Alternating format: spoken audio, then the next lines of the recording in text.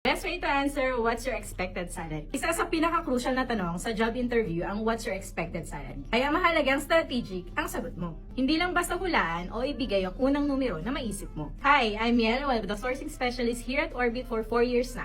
Here are the best approach kung paano mo sasagutin ito ng maayos at may confidence. Number 1, delay your answer. Pero smart. For example, before I share my expected range, gusto ko pang maintindihan muna ang full scope ng role. May additional task po ba like upselling or handling multiple accounts? Bakit? Para alam mo kung tama ang magiging salary expectation mo based on workload at expectations. Number 2, give a research-based range. Kapag may idea ka na sa job scope, saka ka magbigay ng market-based range. For example, based on my research sa industry standard for this role at sa experience ko as a customer service, I believe a fair range would be 18,000 to 30,000. Open naman po ako to discuss this. Bakit? Para hindi masyadong fix ang number at may room for negotiation. Number 3, show confidence and flexibility.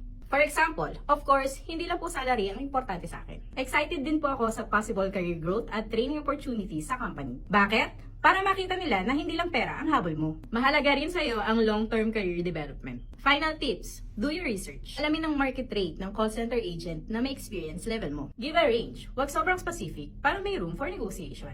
Be flexible but firm. Ipakitang open ka, pero alam mo ang worth mo. Stay professional and positive. Confidence is the key. Ikaw, paano mo sasagutin ang tanong na to? Comment below.